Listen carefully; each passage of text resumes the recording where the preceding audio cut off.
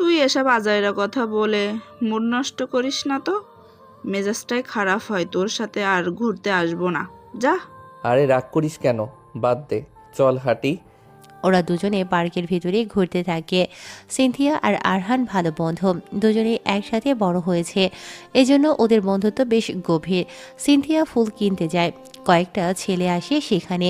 ছেলেগুলো ভেতরের নেতা গোছের ছেলেটা সিনথিয়ার দিকে অনেক বাজেভাবে তাকাতে থাকে।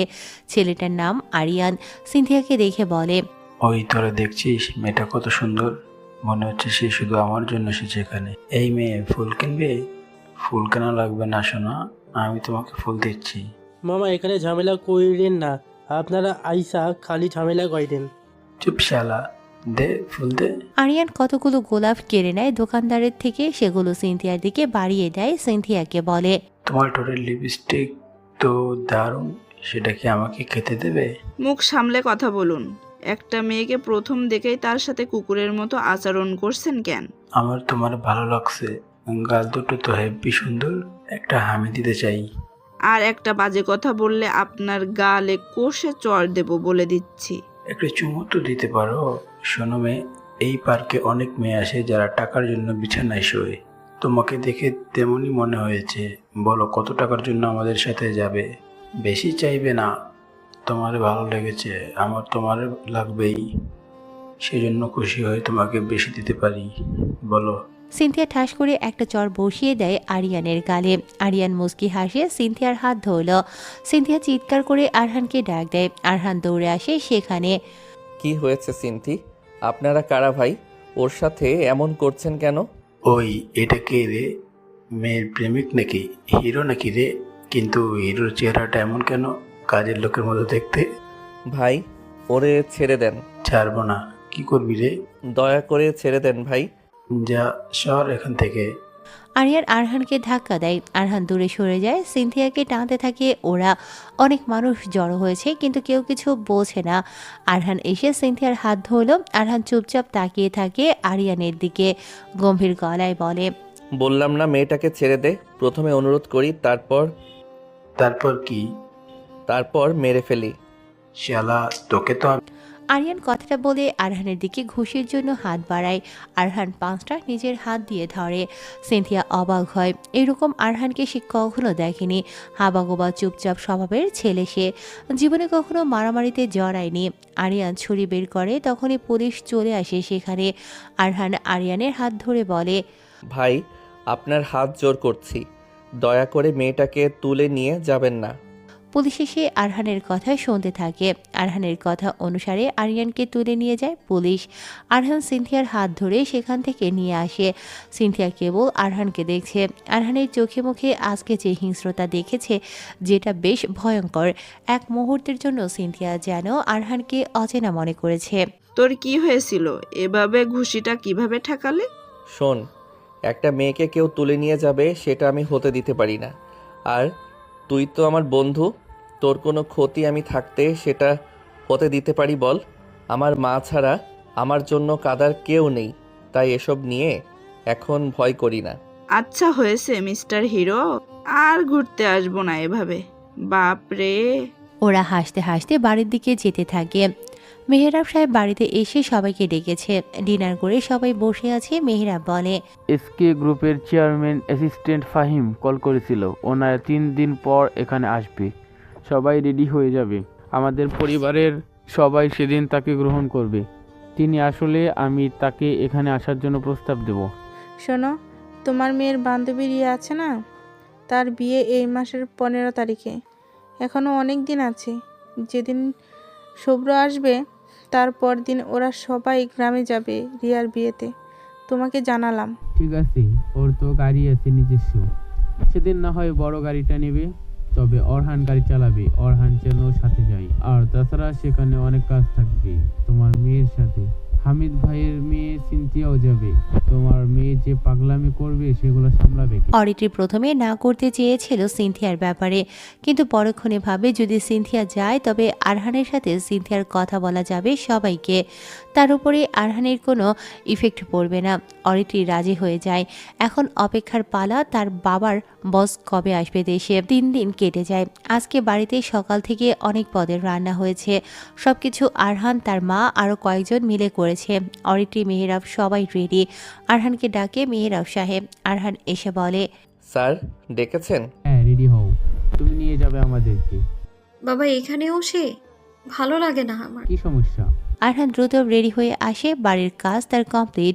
আরহান গাড়ি নিয়ে বের হয়। চুলগুলোর মাঝখান দিয়ে সিঁথি কাটা, দেখতে কালো তো আছেই, কিন্তু এতটা খ্যাত দেখতে হবে যা অরিত্রি সহ্য করতে পারে না। চুলগুলো কার বড় হয়েছে সেগুলো কাটে না একদমই। অরিত্রি দেখলেই বমি আসতে যায়। চুপচাপ বসলো অরিত্রি গাড়িতে। আরহান দ্রুত গাড়ি চালিয়ে অ্যামফেশন কোম্পানির সামনে আসে। ভেতরে গাড়ি নিয়ে প্রবেশ করে সে। প্রথমবার এখানে এসেছে আরহান।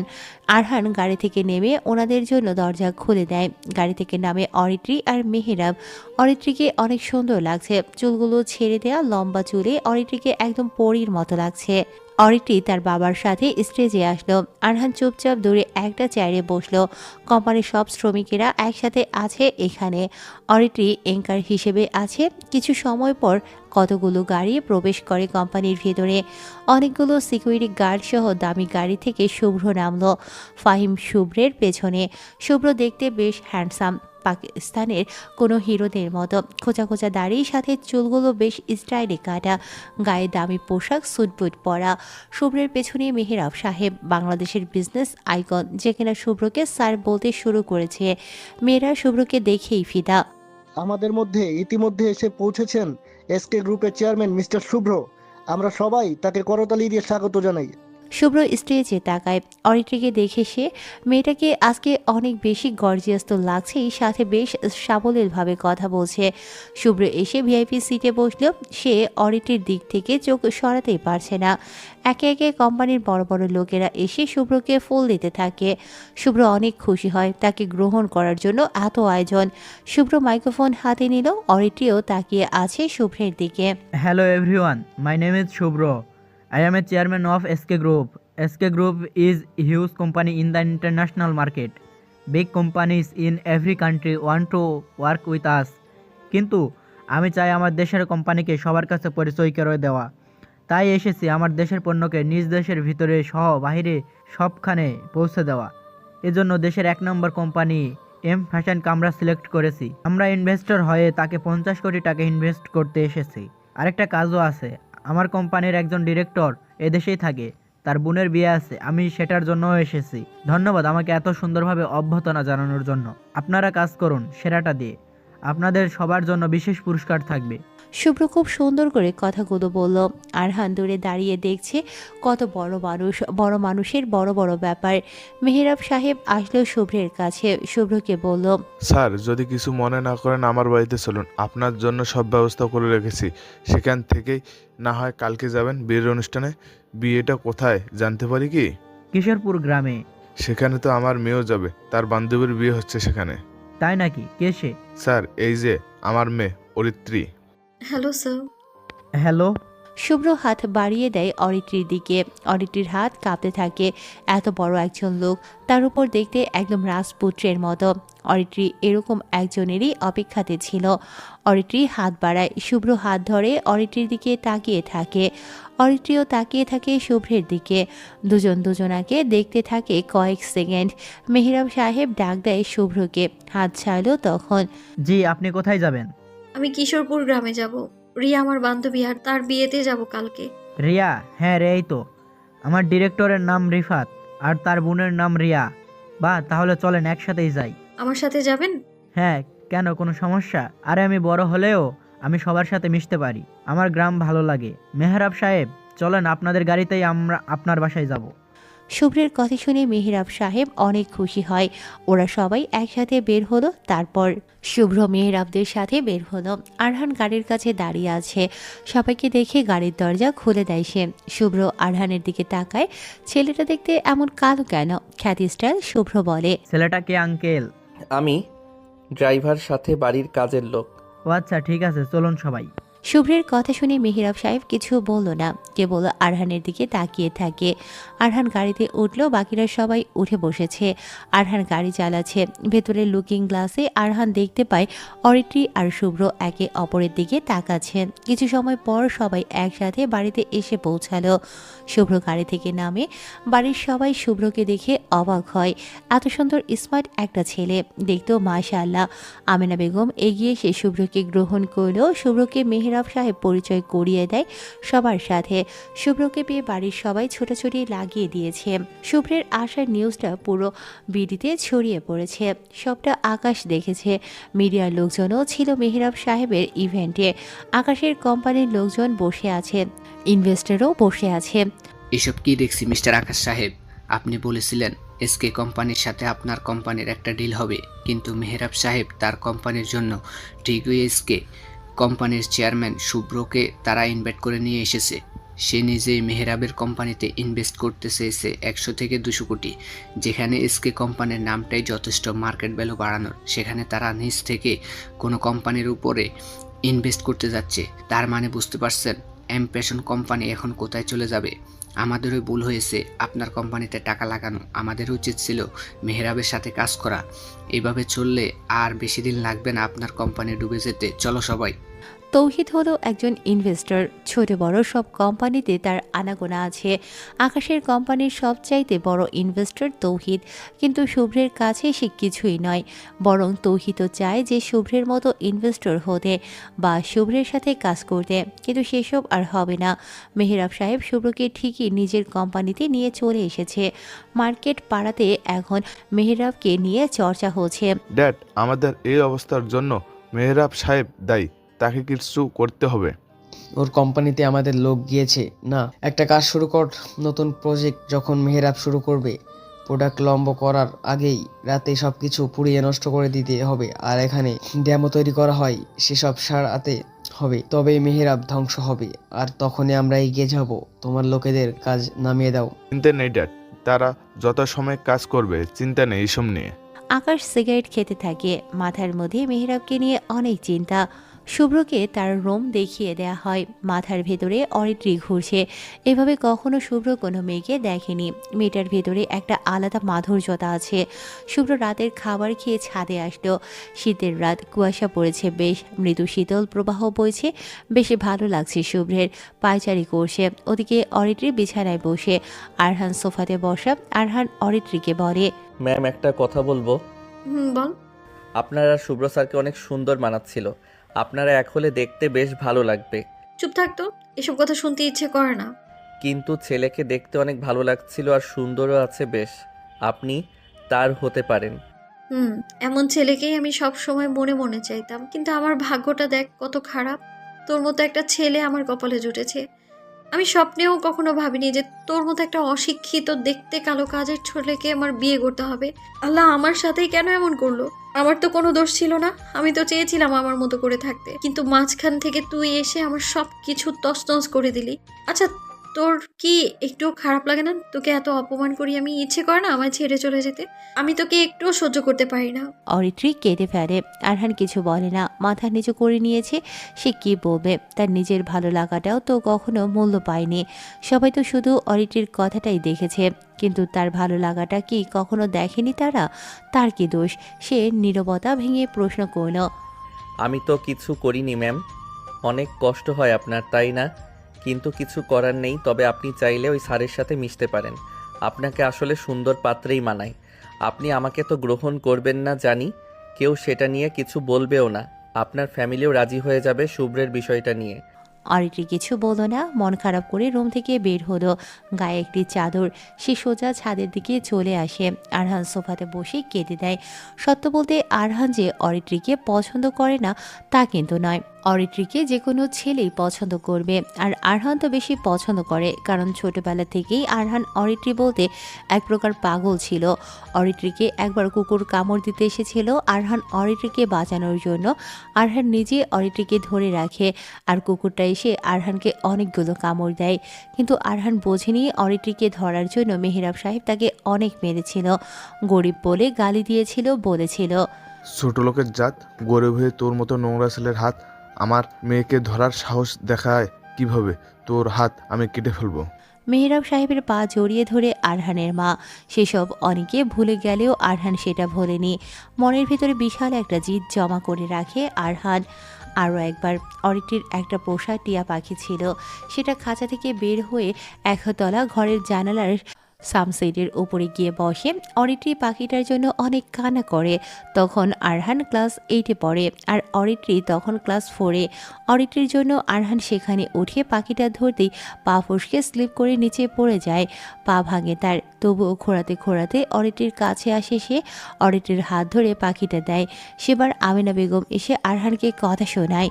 তোকে না বলেছিলাম আমার মেয়ের থেকে দূরে থাকতে? কি ভাবছিস আমার মেয়ের কাছে এসে তার ভালোবাসা নিবি, তারপর সব কিছু হাতানোর ধান্দা? ছোট লোক কোথাকার, নিজের দিকে তাকিয়েছিস কখনো? আমার মেয়েকে আজকে 2বার গোসল করাতে হবে, তোর নোংরা হাতে ধরেছিস। উফ।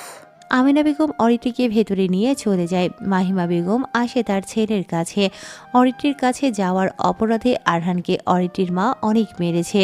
সেসব দেখে মাহিমা বুকে কষ্ট চেপে বলে, কেন যাচ্ছিস তার কাছে বারবার? তোকে এত বুঝে তারা মালিক, আমরা তাদের কর্মচারী। আমাদের দুবেলা খেতে দেই, থাকতে দেই, এটাই তো আমাদের জন্য অনেক। আর কি চাস তুই? কথা দে অতিথির কাছে আর যাবি না তুই। আরহান কিছু বলে না। পা ভাঙার যন্ত্রণা কখন যে চলে গেছে আরহান বুঝতে পারেনি। মনের ভিতরে একটা বিশাল চাপা কষ্ট জমা হয়েছে। আরহানের সেদিনও অনেক জিদ হয়, কিন্তু কিছুই যে তার করার নেই। সে কখনো না পারবে উপরে উঠতে, না পারবে সবার জবাব দিতে। সবসময় অরিত্রীকে আরহান দূর থেকে ভালোবেসেছে। আরহান যেদিন শুনল অরিত্রীকে তার বিয়ে করতে হবে, মনে মনে সেই খুশি হয়, কিন্তু ছোটবেলার কথাগুলো মনে পড়ে তার। মাহিমা বেগম আরহানকে বলে, তোকে কথা দিতে হবে, আবার অত্রিজাকে বিয়ে করতে হবে। ওদের কথাগুলো বলে যা। আরহান সেসবেও রাজি হয়। কি করবে সে তখন? কিন্তু যখন বাসর ঘরে ঢুকে অরিত্রী তাকে অপমান করলো, কন্ট্রাক্ট সাইন করালো, তাতে অরিত্রীর প্রতি ভালোবাসাগুলো দুমড়ে মুচড়ে গিয়ে সেখানে একরাশ হতাশা, অপমান জমা হয়। অরিত্রী ছাদে আসেন, এসে দেখতে পায় একজন পায়চারি করছেন। অরিত্রী ছাড়া কারো ছাদে ওঠা নিষেধ। কে উঠেছে ছাদে? অরিত্রী এগিয়ে আসে, দেখে শুভ্র দাঁড়িয়ে। শুভ্রকে দেখেই অরিত্রী খুশি হয়। শুভ্র অরিত্রীকে দেখে অবাক হয়। আরে আপনি এত রাতে ছাদে? হ্যাঁ এসেছি, ভালো লাগছিল না, ঘুম আসছিল না, তাই ছাদে এসেছিলাম। আপনিও তো দেখি ছাদে এত রাতে এসেছেন। হ্যাঁ, একই বিষয়, যে ভালো লাগছিল না তাই আসলাম। দেখুন কুয়াশা ঘেরা চারপাশ, আকাশে ওঠা চাঁদটাও দেখা যাচ্ছে না সেভাবে, ঘোলাটে লাগছে। আমার ভালো লাগে কুয়াশা ঘেরা সকাল কিংবা রাত। আচ্ছা আপনাকে একটা প্রশ্ন করব? হ্যাঁ করুন। আপনি দেখতে অনেক হ্যান্ডসাম, স্মার্টও বেশ। এই অল্প বয়সে এত বড় কোম্পানি কিভাবে দাঁড় করালেন? আসলে চেষ্টা আর সৎ হলে সবই সম্ভব। আমি চেষ্টা করেছি, অনেক পরিশ্রম করেছি। তবে সত্য বলতে আমার আগে একটা ছোট বিজনেস ছিল। আমার এক বিদেশি ট্যুরিস্ট প্লাস বিজনেসম্যানের সাথে পরিচয় হয়। সে তার জন্য আমার থেকে প্রোডাক্ট কিনতো। আস্তে আস্তে আমার বিজনেস বড় হতে থাকে, বিদেশি পার্টি ধরতে শুরু করি, এরপর হয়ে গেছে। ভালো। আপনি যেমন সুন্দরী, তা আপনার বয়ফ্রেন্ড কেমন আছে? কেউ নেই আমার, আমি একা থাকতে পছন্দ করি। কি বলেন, সুন্দরী মেয়ে অথচ বয়ফ্রেন্ড নাই? দুজনে গল্প শুরু করে দেয়। অনেকটা সময় ধরে একে অপরকে জানতে থাকে। বেশ ভালো বন্ধুত্ব হয়ে যায় দুজনের ভেতরে। কালকেই তারা চলে যাবে গ্রামের বিয়ের অনুষ্ঠানে। মেহেরাব সাহেব আর আমিনা বেগম বসে আছে বিছানায়। মেহেরাব সাহেব শুভ্রকে নিয়ে বলতে বলতে হাঁপিয়ে গেছেন। হঠাৎ আমিনা বেগম বলেন, তুমি যদি এমন ভুল না করতা তাহলে তোমার মেয়েকে আজ ওই ছেলের সাথে বিয়ে দিতে পারতাম। কিন্তু আমি দেখেছিলাম ওরা খাবারের সময় একে অপরকে দেখছিল আর মুচকি মুচকি হাসছিল। ওদেরকে মানাচ্ছিলও বেশ। এরকম একটা জামাই তো আমার মেয়ের জন্য একদম পারফেক্ট হতো। সবাইকে ডেকে পরিচয় করিয়ে দিতে পারতাম। কিন্তু তুমি তো ওরহানকে সহ্য করতে পারতে না। বিয়েটা কিভাবে দিলে তার সাথে?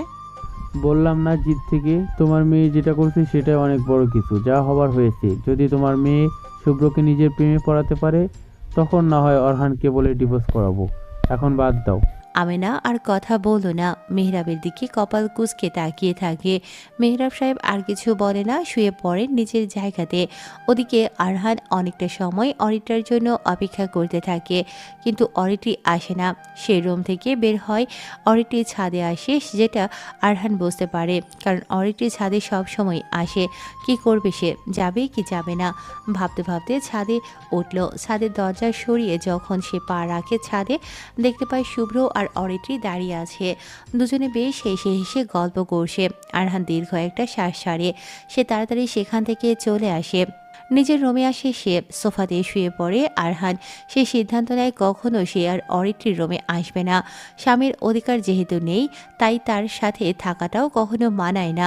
সে ড্রয়ার খুলল, অরিত্রির দেয়া কন্ট্যাক্ট পেপারটা পড়ল সে। অরিত্রি জানে আরহান পড়তে লিখতে পারে না, তাই সেদিন অরিত্রি আরহানের আঙুল কেটে দিয়ে সেই পেপারে রক্তের টিপ সই করিয়েছে। আরহান সেগুলো আরও একবার পড়তে থাকে। সেখানে লেখা, কখনো হাজব্যান্ড ওয়াইফের অধিকার দেখানো যাবে না। যার যা লাইফ তাকে সেটা নিয়ে চলবে, কেউ কোনো প্রশ্ন করবে না, নিজের মতো করে থাকবে, কোনো কথা বলতে পারবে না, কোনো অধিকার দেখানো যাবে না। 1 বছর কন্ট্রাক্ট বিয়ের, তারপর ডিভোর্স দিতে হবে। আরহান স্পর্শ করতে পারবে না অরিত্রিকে। আরহান সবগুলো পড়ে মুচকি হাসতে থাকে। সে একটি চিঠি লিখল, তারপর মাঝরাতে অরিত্রির রুমে প্রবেশ করল। আরহান ঘুমোচ্ছে।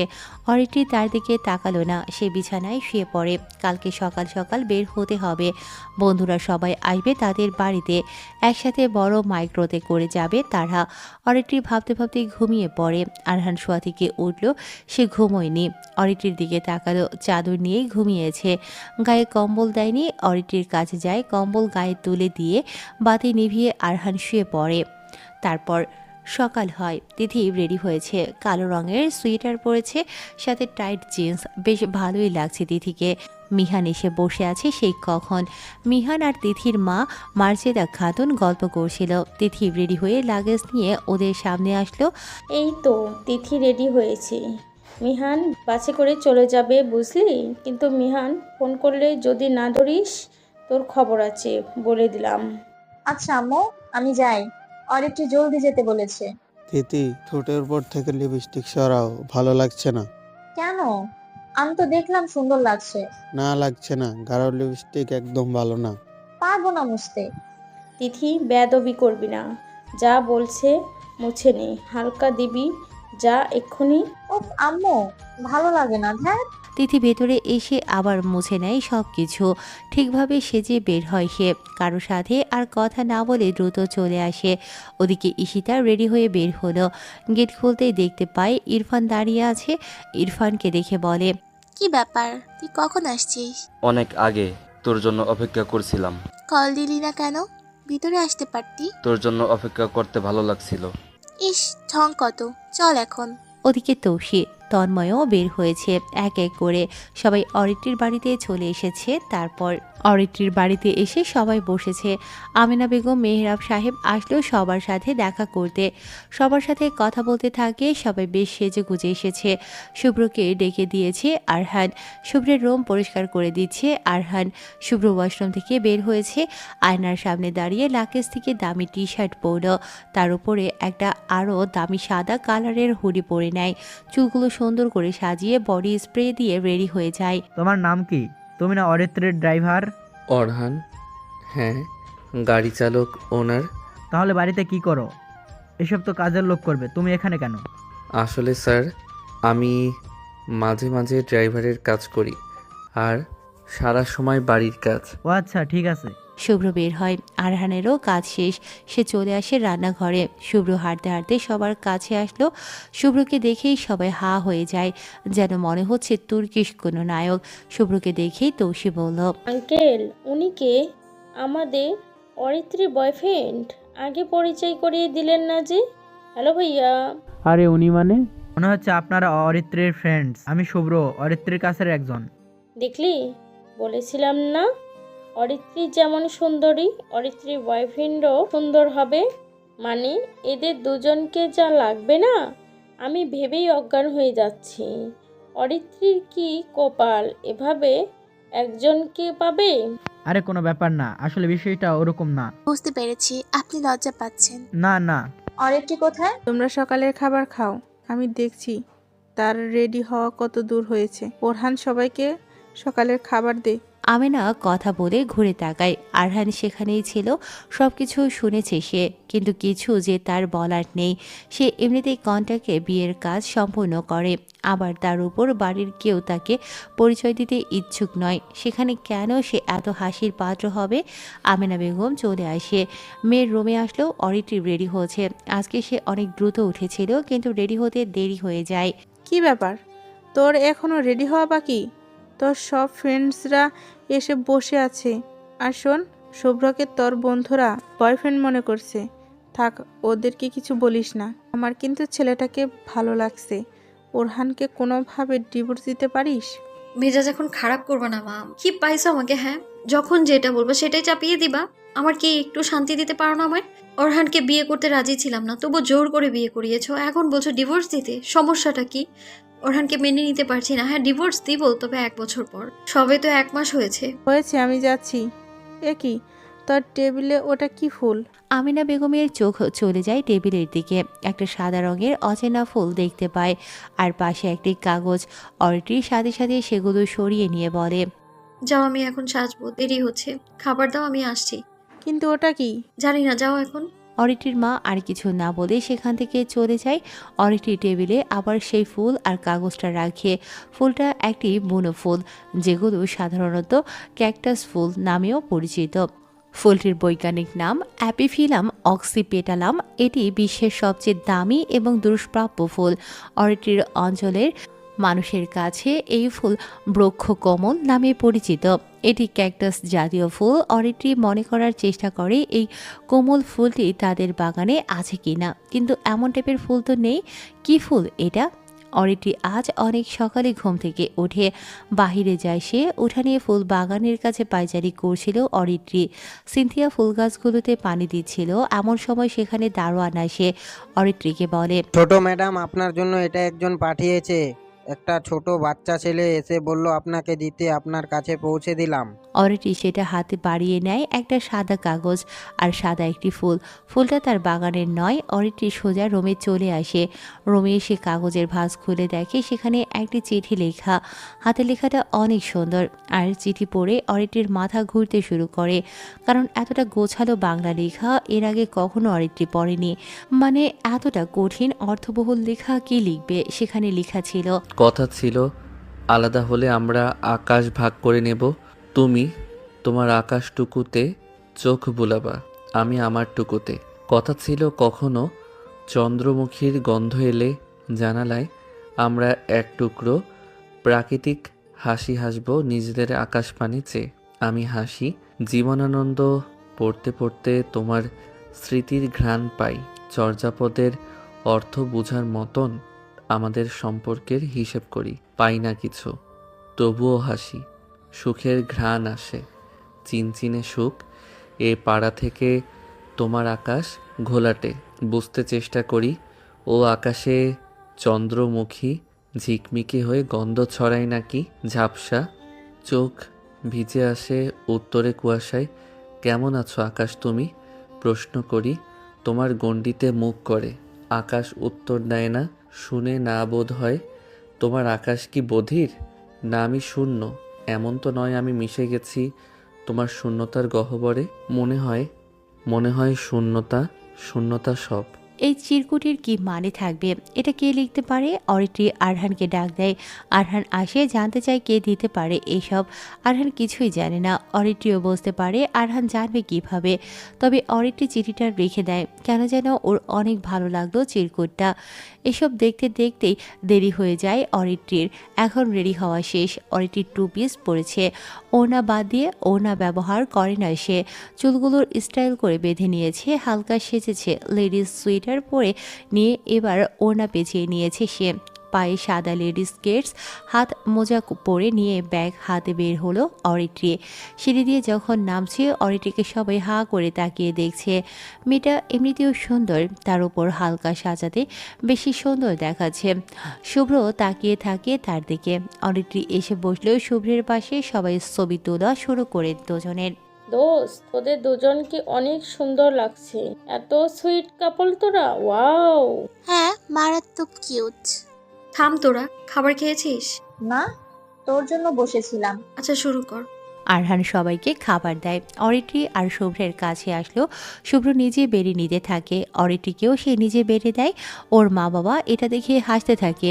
অরিত্রিও কিছু বলে না, সে চুপচাপ খাবার খেয়ে নেয়। আরহান তৌসির কাছে আসে, তরকারি দিয়েছিল। ঠিক তখনই তন্ময় উঠে দাঁড়ালো, বেসিনের দিকে যাবে, কিন্তু আরহানের হাতে ধাক্কা লাগে। তরকারিটা পড়ে যায় তৌসির গায়ের উপরে। তৌসি চিৎকার করে ওঠে, আরহানের গালে কষে একটা চড় দেয়। পুরো বাড়ি তখন নীরবতায় ভর করেছে। তৌসি চিৎকার করে বলে, কি রে, তুই কানা নাকি? চোখে দেখিস না? কত সুন্দর দামি ড্রেসটার কি করেছিস বলতো? 10,000 টাকা নিয়েছে এই ড্রেসটা, তুই তরকারি ফেললি? হারামি, তোর গায়ের 100টা ড্রেস মিলেও এই রকম ড্রেস হবে না। ছোট লোক, অশিক্ষিত, কাইল্লা কথাকার। অরহান, তোকে বলছি না সাবধানে কাজ করবি, সব সময় কিছু না কিছু করিস তুই। স্যার, আমি ইচ্ছে করে করিনি। ওই যে উনি উঠতেই আমার হাতে তার ধাক্কা লাগে, এজন্য পড়ে গিয়েছে। চুপ, আবার বেশি কথা বলছিস। তোরা এমনি কি থেকে যাবি? কখনো ভদ্রতা শিখবি না? অসহ্য। আরও একটা চড় দে ওর গালে। এ তোরা কি শুরু করেছিস? তার বাচ্চা, আমার ড্রেস। আমি যাব না। কি সমস্যা আপনাদের? মানুষকে কি মানুষ মনে করেন না? মানুষের সাথে এমন ব্যবহার কিভাবে করেন? মানুষকে ভালোবাসতে হয়। এমন ড্রেস তো আমার অফিসে হাত মোছার জন্য ব্যবহার করি। তাহলে আমি কি বলবো আপনারা গরিব খ্যাত? মানুষের প্রতি ভালোবাসা দেখাবেন, কাউকে ছোট করার আগে ভাববেন। আজকে যে অবস্থানে আছেন আগামীতে এমনটা নাও থাকতে পারে। আহান ব্রো, তুমি যাও, রেডি হয়ে নাও। আর আপনি যান, ড্রেস চেঞ্জ করুন। সামনে একটু তরকারি পড়েছে, সেটা ধুয়ে নিলেই শেষ। শুভ্র কথাগুলো বলে সেখান থেকে উঠে দাঁড়ালো। শুভ্র চলে যেতেই সবাই আরহানের দিকে রাগী দৃষ্টিতে তাকাতে থাকে। আরহানের মা চুপচাপ দরজায় দাঁড়িয়ে ছেলের অপমান দেখতে থাকে। আরহান তাকে বলেছে যা হবার হবে, কিন্তু কখনো যেন ওর ঝামেলার সময় তিনি না আসে। এজন্য তিনি চুপচাপ দাঁড়িয়ে দেখছে আর চোখের পানি ফেলছে। অরিত্রি কিছু বলতে যেও পারে না, কারণ শুভ্র কেমন টাইপের মানুষ সেটা অরিত্রি বুঝতে পেরেছে। তাই শুভ্রের সামনে সে এই ঘটনা আর বাড়ায় না। বড় একটি মাইক্রো বাহিরে দাঁড়িয়ে আছে। আরহান সবার ব্যাগগুলো ভেতরে ঢুকিয়ে রাখলো। সে আর সিনথিয়া গাড়ির সামনে দাঁড়িয়ে আছে। 14 জন সিটের দামি একটি মাইক্রো। সবাই একসাথে আসলো। রিয়া আগেই তার গ্রামে চলে গেছে। রিয়াকে কল করে জানিয়েছে তারা বের হচ্ছে। রিয়া অনেক খুশি তার বন্ধুরা আসে। সিনথিয়া আর আরহান একসাথে বসলো, মানে আরহান গাড়ি চালাবে আর সিনথিয়া পাশের সিটে বসেছে। অরিত্রি, শুভ্র, তিথি বসেছে মাঝে। পেছনে বাকি 4 জন বসেছে। ঈশিতা আর ইরফান পাশাপাশি বসেছে। তৌসি আর তন্ময় বসেছে একসাথে। আরহান গাড়ি চালাতে থাকে। শুভ্র আর অরিত্রি দুজনে গল্প করছে, বাকিরা যে যার মতো বসে গান শুনছে। আরহান লুকিং গ্লাসে দুজনের দিকে বারবার তাকাচ্ছে। এভাবে সময় পেরিয়ে যায়। আরহান যাকে ভালোবাসে ছোটবেলা থেকে, সেই মেয়েটা তাকে সহ্য করতে পারে না। ভালোবাসা বড্ড অদ্ভুত একটি বিষয়। কেউ যদি নিজ ইচ্ছাতে ভালোবাসা দেয়, অপর পাশের মানুষরা সেটা গ্রহণ করতে পারে না। এটা অদ্ভুত ছাড়া আর কি। কিন্তু মানুষ বড্ড বোকা। ভালোবাসার বিষয়ে আরও বোকা তারা। সকাল পেরিয়ে দুপুর, দুপুর পেরিয়ে বিকেল হয়। গাড়ি থেকে নামে সবাই গ্রামে প্রথমবার এসেছে। বাড়ির সামনে গ্রামের অনেকগুলো মানুষ এসে জড়ো হয়েছে। শহর থেকে রিয়ার বন্ধুরা আসবে এটা গ্রামের সবাই জেনে গিয়েছে। মিহানও এসে পৌঁছলো মাত্র। মিহান তিথির কাছে আসলো। রাস্তায় কোনো সমস্যা হয়নি তো? ঠিক মতো এসেছো? না আসলে দেখবা কিভাবে এখানে? কেমন আছিস তোরা? আহারে মিহান ভাই কেমন আছেন? আসতে কোনো অসুবিধা হয়নি তো? না, কোনো সমস্যা হয়নি। অরিত্রি কই, নামে না কেন? কি? অরিত্রি গাড়ি থেকে নামলো। গ্রামের মানুষ অরিত্রিকে দেখে অবাক হয়। এত সুন্দরী কোনো মেয়ে হতে পারে? সবাই হা করে তাকিয়ে থাকে অরিত্রির দিকে। শুভ্র নামলো, অরিত্রির পেছনে এসে দাঁড়ালো। শুভ্রকে দেখেই রিয়া হা হয়ে যায়, সাথে বাকিরাও। এত কিউট ছেলে কোথা থেকে আসলো? রিয়া বলে, কি ব্যাপার, এটাকে? অরিত্রির বয়ফ্রেন্ড আমেরিকা থেকে এসেছে। অরিত্রি আমাদের বলেনি কেন? এত কিউট ছেলে অরিত্রির সাথেই মানায়। আমরা তো সবাই সাইড নেই কারে। অরিত্রি এসে রিয়াকে জড়িয়ে ধরে, সবাই অনেক খুশি। আরহান আর সিনথিয়া নেমে সবার ব্যাগ ধরে ভেতরে নিয়ে আসলো। বিরাট বড় একটি বাড়ি, রিয়ার বাবা এমপি এই উপজেলাতে। শুভ্র এসে রিয়ার বাবা রাজ সাহেবকে বলে, স্যার, আমি আপনার ছেলের কোম্পানির চেয়ারম্যান। আপনার ছেলে রিফাত আমার কোম্পানিতে কাজ করে। সে আসতে পারবে না কারণ তার একটা সাইটে কাজ করেছে, তাকে ছুটি দিয়েছিলাম। সে কাজের প্রতি সৎ, তবে খুব দ্রুত সে আসবে। আমি বিড়িতে এসেছিলাম কোম্পানির ডিল নিয়ে। সে সুবাদে রিফাত আমাকে বলেছিল তার বোনের বিয়েতে আমি যেন আসি। দাঁড়ান, তাকে কল করি। কল করা লাগবে না বাবা, সে তোমার কথা বলেছে। তুমি আমাদের স্পেশাল গেস্ট। তোমার কোনো অসুবিধা হলে আমাকে জানাবে। তোমাকে আপ্যায়নে কোনো ত্রুটি রাখবে না বাবা। আরে আঙ্কেল, এসব কোনো ব্যাপার না। আমি খুবই সিম্পল পছন্দ করি। আমার ভিআইপি কিছু লাগবে না। আমি এভাবে সবার সাথে মিশতে চাই। এত বড় একজন মানুষ অথচ কোনো অহংকার নেই। তোমাকে ভালো লেগেছে বাবা। আঙ্কেল, এবার একটু আমাদের সাথেও কথা বলুন। আর অদিতি, কত বড় হয়েছিস? তোর বাবা কবে আসবে? হয়তো বিয়ের দিন, ঠিক জানি না। আচ্ছা, আমি কথা বলে নেব। তোমরা সবাই ভালো আছো তো? যাও, ভেতরে যাও। রাজ সাহেব সবার সাথে কথা বলল। সবাই অনেক খুশি। অনেকটা সময় জার্নি শেষে সবাই বেশ ক্লান্ত। রিয়ার মা পলি বেগম সবাইকে রুম দেখিয়ে দেয়। মেয়েরা 4 জন 2টা রুমে থাকবে, আর ছেলেরা 3 জন একটা রুমে, আর শুভ্র আলাদা একটি রুমে। আরহান আর সিনথিয়া কাজের লোকেদের রুমে থাকবে। খাবার শেষ করে সবাই বসে আছে। রিয়া সবাইকে বলল, ওই তোরা শোন, আমাদের এখানে একটা সুন্দর জায়গা আছে, ঝর্ণা পড়ে। জায়গাটা অনেক সুন্দর, দেখলে পাগল হয়ে যাবি। নদীতে ঝর্ণা পড়ে। বাবা সেই জায়গাটা কিনে নিয়েছে, যাবি তো? সবাই একসাথে চিৎকার করে উঠে যাবার জন্য। গ্রামে এসেছে আর গ্রাম দেখবে না তা কি হয়। সবাই রেডি হয়ে নিল। 2-3টে গাড়িতে আলাদা হয়ে একসাথে রওনা দিল। সবাই আছে। বেশ কিছু সময় পর সবাই একসাথে জায়গাটাতে এসে পৌঁছালো। উঁচু একটি পাহাড়, সবাই সেখানে উঠতে থাকে। হঠাৎ 6টা ছেলে আসে সেখানে। রিয়া সবাইকে বলে, সামনে যে ছেলেগুলো আসছে তাদের সাথে কোনো প্রকার কথা বলবি না। ওরা প্রাক্তন মন্ত্রীর ছেলেরা। ওরা কিন্তু অনেক খারাপ। ওরা গায়ে পড়ে ঝামেলা করে। রিয়ার কথা শুনে বাকিরা পাত্তাই দিল না, কারণ তারা শহরের লোকেরা, গ্রামের লোকেদের পাত্তা দেবে না। পেছনে সিনথিয়া আর আরহান ক্যামেরা, গিটার, ব্যাগ নিয়ে আসে। সিনথিয়া পড়ে যাচ্ছিল। আরহান দ্রুত সিনথিয়াকে ধরল। সিনথিয়া খুশি হয়, মেয়েটা ঘেমে গেছে শীতের ভেতরেও। সবাই এগিয়ে যাচ্ছে। হঠাৎ ছেলেগুলো রিয়াদের সামনে আসলো। তারপর রিয়ারা সবাই ঝর্ণার দিকে এগিয়ে যেতে থাকে। প্রাক্তন এমপির ছেলে রাকিব তালুকদার রিয়াকে দেখেই ডাকল, রিয়া যে বিয়ের কোণে, কিন্তু তোমার সাথে আমার বিয়ে হতে পারতো। তোমাকে আমি পছন্দ করতাম, কিন্তু ওই শালা পুলিশ অফিসার এসে তোমার বাবাকে পটিয়ে তোমাকে বিয়ে করছে। এটা মানতে পারছি না।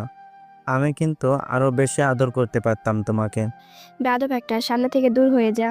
ওরে বাপরে, এখনো তো দেখি আগের মতো তেজ আছে তোমার। কি বলছিস?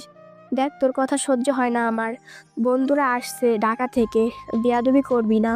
বন্ধুরা? হ্যাঁ, তাই তো। বাহ, এই মেয়েটা তো বেশি সুন্দর।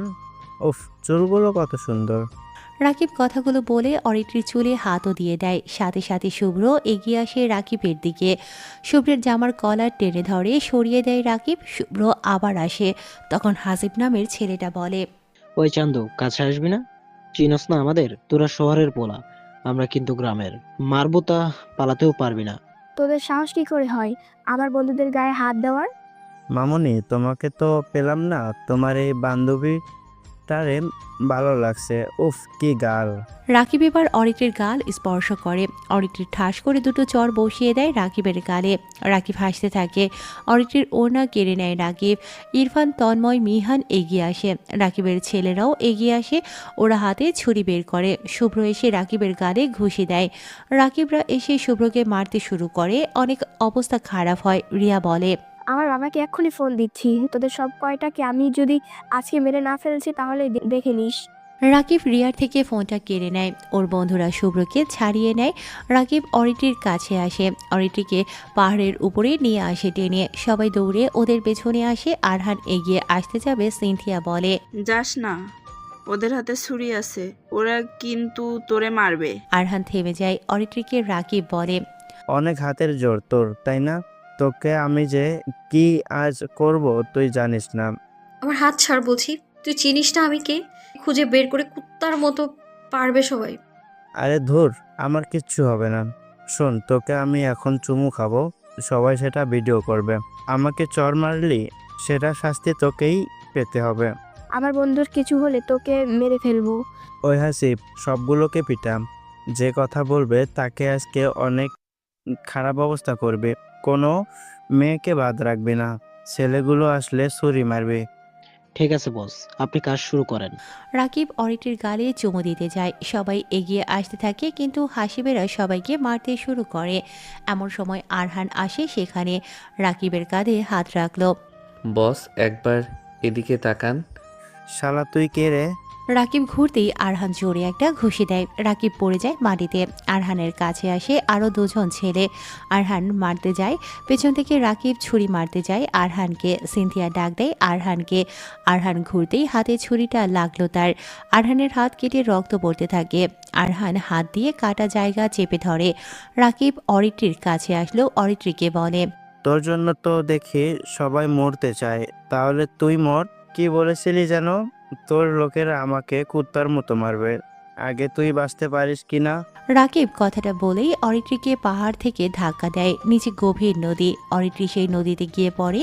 অরিত্রি জীবনে কখনো পানিতে নেমে গোসল করেনি, সাঁতারও জানে না। সবাই অরিত্রি বলে জড়িয়ে চিৎকার করে ওঠে। রাকিবরা হাসতে হাসতে চলে যায় সেখান থেকে। কিনারে এসে অরিত্রি বলে ডাকতে থাকে সবাই, কেউ ওরে বাঁচাও, কিন্তু কেউ এগিয়ে আসে না। এমন সময় আরহান দৌড়ে ঝাঁপ দেয় নদীতে। অরিত্রি ডুবে যেতে থাকে। আরহান ঝাঁপ দিয়ে অরিত্রির কাছে আসে। অরিত্রির কাছে গিয়ে হাত ধরে পাড়ে টেনে নিয়ে আসতে থাকে। এর মধ্যেই অরিত্রি অনেকটা পানি খেয়ে অজ্ঞান হয়ে যায়। পাড়ে আসতেই সবাই দৌড়ে নিচে নেমে আসে। আরহান হাঁপাতে থাকে। অরিত্রির কোনো হুঁশ নেই। আরহান সিনথিয়াকে ডাক দেয়, এদিকে আয় তো। ম্যামের পেটে হাত রাখ। এভাবে না, এভাবে। আরহান সিনথিয়ার হাতের উপরে হাত দিয়ে অরিত্রির পেটে জোরে জোরে চাপ দিতে থাকে। কয়েক মিনিট পর অরিত্রি কাশতে কাশতে সজ্ঞানে ফিরে আসে। সিনথিয়া হাত সরিয়ে নিয়েছে। আরহান অরিত্রির দিকে তাকিয়ে আছে, কিন্তু হাত সরাতে মনে নেই, যদিও সামান্যভাবেই হাত লেগে আছে তার। অরিত্রি, ঠিক আছিস দোস্ত? অরিত্রি, ঠিক আছে তুমি? ঠিক আছেন ম্যাম? অরিত্রি আরহানের দিকে তাকায়। শীত লাগছে ভীষণ। আরহানের হাত কেটে অনেকটা ফাঁকা হয়ে গেছে। সেসব পরোয়া না করে আরহান নদীতে ঝাঁপ দেয় অরিত্রিকে বাঁচানোর জন্য। অরিত্রি দেখে আরহানের গা ভেজা, আর হাতটাও সামান্য পেটের কাছে লেগে আছে। অরিত্রি উঠে দাঁড়ালো, সবাইকে বলে, আমাকে নদী থেকে তুলেছে কে? অরিত্রি, আজকে যদি আহান ভাই না থাকতো তাহলে যে কি হতো? সেই তো তোকে উদ্ধার করেছে, জানোয়ারগুলো তোকে ফেলে দিয়েছিল। অরিত্রি তাকায় আরহানের দিকে। আরহান মাথা নিচু করে নিয়েছে। আরহান জানে কি হতে যাচ্ছে। অরিত্রি আরহানকে বলে, হারামি ছোট লোক কোথাকার! তোরা এত বড় সাহস কিভাবে হলো আমার গায়ে হাত দেওয়ার? আমার পেটে হাত দিয়ে আমায় বাঁচিয়েছিস না? তোর মতো একটা খারাপ দেখতে ছেলের স্পর্শের থেকে আমার তো মরে যাওয়াটা অনেক ভালো ছিল। অন্তত তোর থেকে তো শান্তি পেতাম আমি। কথাগুলো বলে আরহানকে একটা চড় দেয় অরিত্রি। সবাই অবাক হয়। অরিত্রি কাঁদতে থাকে। অরিত্রি থামে না। সে আরও বলতে শুরু করে, শালা লোভী, যখনই সুযোগ পেয়েছিস আমার স্পর্শ করার চান্স হারাসনি, তাই না? এত শখ আমায় ছোঁয়ার। আমি তোর কাছে সস্তা? কি চাস বল? তোকে বলেছিলাম আমার কাছে আসবি না কখনো। তুই আমার সাথেই ঘুরঘুর করিস। আর আমি কুত্তা লম্পট কোথাকার। তো স্পর্শে বেঁচে থাকার চেয়ে মরে যাওয়াটা অনেক ভালো। কি শুরু করেছিস বলতো? তোর সমস্যাটা কি? একটা মানুষ নিজের জীবনের মায়া না করে তোকে বাঁচালো, আর তুই কি না? তিথি, চুপ কর তো। অরিত্রির মাথায় শক লেগেছে, চল বাড়িতে ফিরি। চল চল। সবাই অরিত্রিকে নিয়ে বাড়িতে চলে যায়। আরহান বালুর উপরে চুপচাপ বসে রইল। অনেক মানুষ একসাথে ওদের কাণ্ড দেখছিল। শো শেষ। এরপর সবাই চলে যায়। সিনথিয়া আসলেও আরহানের কাছে।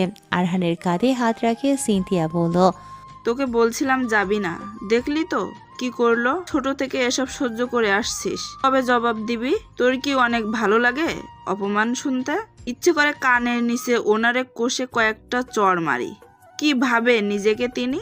তুই আসলেই ছেঁচড়া। এত কিছু হয় তবুও তার পিছু ছাড়িস না। বাড়ি যা, আমি পরে আসবো। মানে কি? রাত হয়ে যাচ্ছে, ডাক্তার দেখাতে হবে। চল আমার সাথে। গাড়ি চলে যাবে, যা বলছি। ওদের ব্যাগ সব কিছু উপরে আছে, যা জলদি। অরহান, তুই একটা ধুর, যা তোর ইচ্ছে মতো থাক। গেলাম আমি, ডাকবি না আমাকে। সিনথিয়া কথাগুলো বলে সেখান থেকে চলে যায়। আরহান বালুর উপরে বসে থাকে। সন্ধ্যায় আকাশের চাঁদ উঠেছে, সেটা নদীর পানিতে এসে পড়ে। আরহান সেটাই দেখতে ব্যস্ত। মনের ভেতরে অসম্ভব যন্ত্রণা হচ্ছে আরহানের, যেটা সহ্য করার শক্তি আরহানের আছে, তবে মনটা যে ভেঙে একদমই টুকরো হয়ে গেছে। নিজের বউয়ের থেকে আরহান প্রতিদিন এমন অপমান সহ্য করে আসে, কি করবে সে? রাজের বাড়িতে পুলিশ এসেছে, ফারুক এসেছে। ফারুক হলো এই থানার পুলিশ। রাজের সাথে তার ভালো খাতির। রাজেই ফারুকের সাথে রিয়ার বিয়ে দিচ্ছে। ফারুকের পুরো নাম আসিফ ইসলাম ফারুক। রাজ সবাইকে অনেক বকা দিচ্ছে। ড্রয়িং রুমে বসে আছে রিয়ার বান্ধবীরা। রাত অনেক হয়েছে, পুলিশরা দেরি করে কেন এসেছে? রিয়া কি হয়েছিল সেখানে? আগের এমপির ছেলে রাব্বি আমাকে প্রথমে অনেক বাজে থাক বলে, তারপর অরিত্রীর সাথে আরো খারাপ আচরণ করে। শুভ্র ভাইয়া, আমার বন্ধুরা ওদেরকে বাধা দেয়, পরে ওরা আমাদেরকেও মারে, অনেক বাজেভাবে টাচ করে অরিত্রীর গালে। আহান গিয়ে তৌহিদকে মারছিল, আহানকে ছুরি মারে ওরা। তারপর অরিত্রীকে উপর থেকে ফেলে দেয় রাকিব। তারপর আমরা অরিত্রীকে তুলে নিয়ে আসি বাড়িতে। বাবা, এভাবে বাড়িতে নিয়ে এসে আমার বন্ধুদের অপমান হতে দেখতে পারবো না। চাইলে তোমরা এই জায়গাটাও নিজের দখলে নিতে পারো। তাও ওরা মেরেছে, এমন হলে আমি বিয়ে করব না, বন্ধুদের সাথে চলে যাব। আচ্ছা, একটু ঠান্ডা হন, আমাদের সব কয়টাকে তুলে নিয়ে আসছি। ফারুক বের হবে গাড়ি নিয়ে, ঠিক তখনই প্রাক্তন এমপি মাহমুদ সাহেবের গাড়ি রাজের বাড়িতে ঢুকলো। রাজসহ তার সব সিকিউরিটি এগিয়ে যায় সেদিকে। মাহমুদ সাহেব রাজের কাছে আসে, রাজের কাছে মাটিতে বসে বলে, ভাই, আমার ছেলেকে দয়া করে ফেরত দিন। ওর বন্ধুদের লাশ তাদের বাড়িতে পাঠিয়েছেন। আমার ছেলে কোথায়? ওকে দয়া করে মারবেন না। আমার ছেলের হাত দুটো কেটে পাঠিয়েছেন। কেন করলেন এমন? আপনাকে সবকিছু বলতেন, আমি তাকে শাস্তি দিতাম, প্রয়োজনে জেলে পাঠাতাম, তবুও তো সে বেঁচে থাকতো। আমার ছেলে হাত কেটে তাকে এতক্ষণে মেরেও ফেলেছেন। মাহমুদের কথা শুনে ভয়ে সবাই আটকে ওঠে। রাকিবের সবাইকে মেরে ফেলা হয়েছে। কিভাবে, কে করলো? রাকিবের হাত দুটো রাজের সামনে আনা হয়। রাকিব যে শার্ট পরেছিল সেই শার্টের হাতা সহ দুইটা হাত কাপড়ে মুড়িয়ে পাঠানো হয়েছে। এটা দেখে সেখানে থাকা সবাই ভয়ে আটকে ওঠে। কে করলো এটা? রাজ বলে, কি বলেন এগুলো? আমি তো কিছুই জানতাম না, বরং আপনার ছেলে আমার মেয়েদের সাথে বাজে করেছে সেই সব বাড়িতে আসার পরে শুনেছি। আপনি কি পাগল হয়ে গেছেন? তাহলে কার এত বড় সাহস আমার ছেলেকে মারবে? কে আমার ছেলেকে এভাবে হাত কেটে মারলো? অফিসার, কি করছো এগুলো? দেখুন মাহমুদ সাহেব, আমরা এই খবর মাত্র পেয়েছি। রিয়ার বন্ধুরা সবাই সেখান থেকে চলে আসে। দেখুন সবাই এখানে উপস্থিত, তাহলে কাজটা কে করবে? আমি জানি না, তবে চলে যাচ্ছি। কসম, যদি জানতে পারি আমার ছেলের খুন আপনারা করেছেন, আমি বিয়ে বাড়িকে শ্মশান বানিয়ে ফেলবো। মাহমুদ সাহেব কথাগুলো বলে সেখান থেকে চলে যায়। সবাই ভয় পেয়েছে, কে করেছে এটা? একটু পরেই খবর আসে রাকিবের লাশ নদীর পাড়ে পাওয়া গেছে। কিন্তু এটা কে করেছে? কার এত বড় সাহস? কে এত বাজেভাবে ওদের সবাইকে মেরেছে? সবাই ভেতরে চলে আসে। ওরা আসার দিনই এমন হবে কেউ ভাবতে পারেনি। সবাই যে যার রুমে চলে যায়। অরিত্রীর যেন তখনও ঘোর কাটেনি। সে সব শুনে অনেক ভয় পেয়েছে। আরহান শুয়ে আছে নিজের ঘরে। দরজায় কড়া নাড়ার শব্দ। আরহান গিয়ে দরজা খুলে দেয়। তাকিয়ে দেখে সিনথিয়া এসেছে। আরহানের হাতের হাত কবজিতে ব্যান্ডেজ। আরহানের কাপড়গুলো পড়ে আছে নিচে। সিনথিয়া বলে, তুই কখন এসেছিস? তোরা চলে আসার পরই ওখান থেকে অটোতে করে এসেছিলাম। হাত অনেক ব্যথা থাকায় আমি বাহিরে যেতে পারিনি, এখানেই শুয়েছিলাম। জানিস কি হয়েছে? আজকে আমাদের সাথে ওই ছেলেগুলো যা করেছে সেটার শাস্তি পেয়েছে। ও, পুলিশ ধরেছে? আরে না, কে বা কারা যেন তাদের সবাইকে মেরে ফেলেছে। রাকিবের হাত কেটে পাঠিয়েছিল, লাশ ওই নদীতে পাওয়া গেছে। ও আচ্ছা, অনেক রাত হয়েছে, ঘুমাবো। আচ্ছা, সমস্যা হলে ডাক দিবি, আমি পাশের রুমে আছি। আর তোর কাপড়গুলোর নিচে কেন রক্তে ভেজা লাগছে? আরে হাত কাটছিল না, ডাক্তারের কাছে যাওয়ার সময় গাড়ির ঝাঁকিতে রক্ত পড়ছিল অনেক, সেটা কাপড় দিয়ে মুছেছিলাম, ব্যথার জন্য ধুতে পারিনি। আচ্ছা, কালকে আমি ধুয়ে দেব, ঘুমা। সিনথিয়া চলে যায়। আরহান বিছানায় এসে শুয়ে পড়ে। শরীরটা অনেক খারাপ লাগছে, সে ঘুমিয়ে পড়ে। অরিত্রি ঘুমিয়ে পড়েছে। একটা স্বপ্ন দেখে সে একটা গাড়ির সাথে অ্যাক্সিডেন্ট করতে যায়, কিন্তু কে যেন তাকে বাঁচিয়ে নিয়েছে। অরিত্রি লাফ দিয়ে ওঠে, প্রচণ্ড অস্বস্তি লাগছে তার। সে বিছানা ছেড়ে উঠল। গতদিনের ঘটনাটা মাথা থেকে যায়নি। আরহানের সাথে কি তার বেয়াদবি করাটা ঠিক হয়েছে কি জানি। অরিত্রি দরজা খুলে বাহিরে আসে। চারপাশে অনেক ঘন কুয়াশা পড়েছে। একটা চাদর নিয়ে সে বাহিরে আসলো। মেন দরজাতে সিকিউরিটি গার্ড দাঁড়িয়ে। তারা কি ঘুমোয়নি? অরিত্রি বাহিরে আসে, ওদেরকে বলে। বাহিরে এসে দুদিক দিয়ে দুটো রাস্তা চলে গেছে। কুয়াশাটা কয়েক হাত অবধি দেখা যাচ্ছে। অরিত্রি হাঁটা ধরল। কিছুটা দূরে এসে খেজুর গাছ দেখতে পায়। গ্রামের লোক ও মহিলা মিলে রাস্তার পাশ থেকে খেজুর গাছ হতে রসের হাঁড়ি পারছে। অরিত্রি ফোন বের করে এসব কিছু ভিডিও করতে থাকে। অরিত্রির অনেক ভালো লাগে। এরকম দৃশ্য সে এর আগে কখনো দেখেনি। গ্রামটা অনেক সুন্দর। গ্রামের ভোরের সকাল যেন অনেক প্রাণবন্ত। বাড়িতে অনেকে উঠে গেছে। রিয়া সবার আগে অরিত্রির রুমে আসে। তিথি আর অরিত্রি একসাথে ঘুমায়। তিথি রুমে ঘুমোচ্ছে, কিন্তু অরিত্রি নেই। অরিত্রিকে কল দেয় সে। অরিত্রি জানায়, আমি ফিরছি, বাইরে এসেছিলাম। অরিত্রি চলে আসে মেন গেটের কাছে। তখন সেই দারোয়ান বলে, এই যে মা, আপনার নাম কি অরিত্রী? অরিত্রি মাথা নাড়ায়। দারোয়ান বলে, আপনার জন্য এইটা একটা বাচ্চা ছেলে দিয়ে গেছে। অরিত্রি তাকায় সেদিকে। গতকালকের সেই ওড়নাটা সুন্দর করে ভাঁজ করার সাথে একটি লাল ফুল আর চিরকুট। অরিত্রি সেগুলো হাতে নিয়ে ভেতরে আসলো। তারপর অরিত্রি বাড়ির ভেতরে আসলো। তার ওড়না সে ফেরত পেয়েছে, সাথে একটি ফুল ও চিরকুট। এটা কে দিয়েছে? শুভ্র আসার পর থেকেই অরিত্রি এমন চিরকুট পাচ্ছে। তবে কি শুভ্র এসব করছে?